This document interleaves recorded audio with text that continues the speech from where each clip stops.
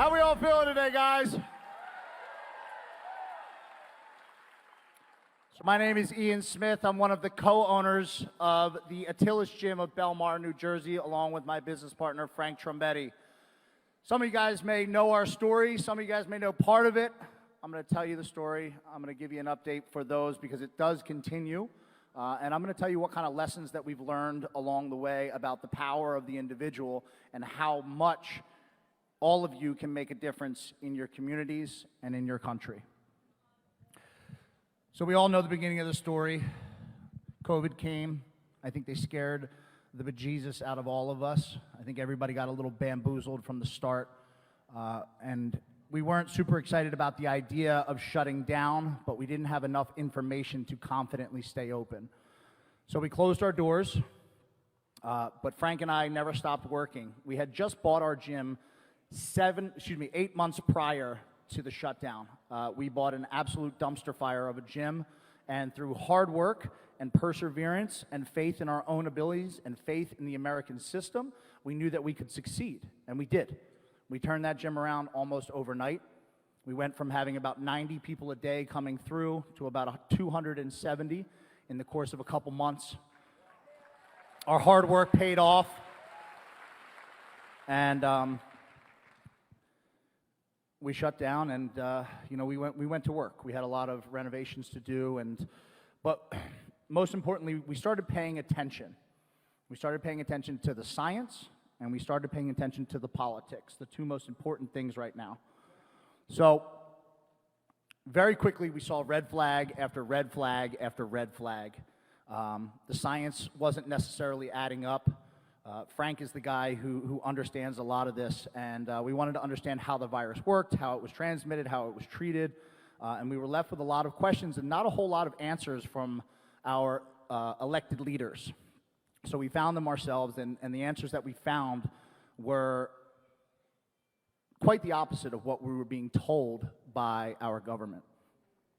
And those answers were also being censored, which is usually a good sign that it is the truth. I think all of you probably know that. I'm sure half of you are probably in Facebook jail right now. I know Frank is, actually. So red flag after red flag, the politics weren't making sense. Why they passed the single biggest economic stimulus bill that incentivized people to stay home for 16 weeks with free money when we were talking about flattening the curve for 14 days on day 11 didn't make any sense to us.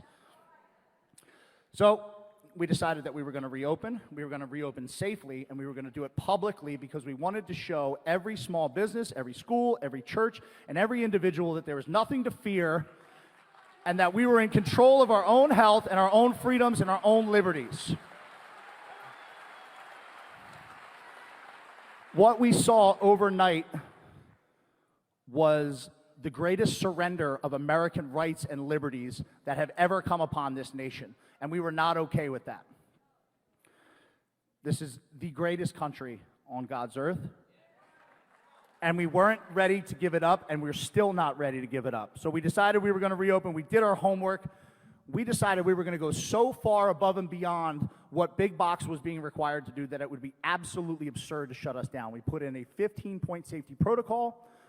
We went so far above and beyond. We looked at the CDC, even though they don't have much guidance. We looked at the WHO, even though they don't have much guidance. We looked at the studies on PubMed, everything we possibly could, and we went out there and we said, all right, here's our plan.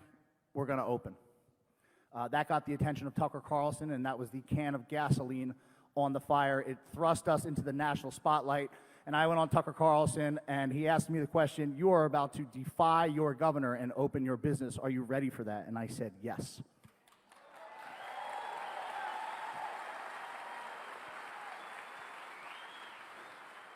We allowed government the opportunity to work with us, and that's why we opened publicly. We weren't trying to hide anything. We weren't trying to manipulate anything, but we were exercising our rights as free citizens to go where we choose, to take control of our health, and to do commerce as we are allowed to do. We said, come talk to us. Come talk about our plan. We have a good one. You guys don't have one. So let's talk about it. Let's open small businesses, because that's what they said, right? We're going to open, we're going to reopen safely. Well, we all know that didn't happen.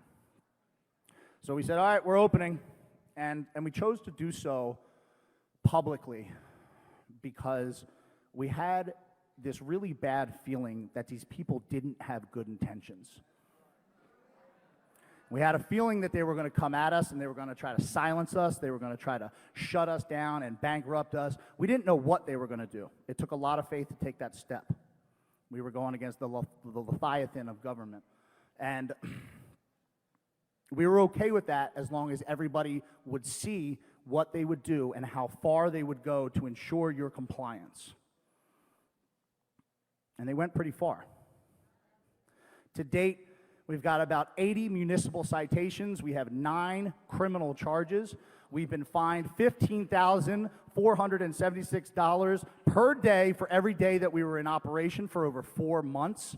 Our LLC was pierced. I actually just got a subpoena last night for my personal records. They're trying to come at us personally for that money. They took our business license. They arrested us. They arrested some of our members. They tried to shut off our power. I'm probably missing a couple things, but I think you get the point. Oh, they locked our doors, and we vowed that they would never do it again. So when we got the notice that they were coming to do it again, we took the doors off of the hinges because you can't lock the doors if there's no hinges. Hey Tucson, this is Ian Smith from Atilis Gym in Belmar, New Jersey. I'll be coming down on November 13th and 14th for 2 Viva FreedomTalk events. Looking forward to meeting some Arizona Patriots, tell my story, and help get you guys re-energized in the fight against tyranny. To purchase tickets, visit vivacoffeehouse.com/FreedomTalk.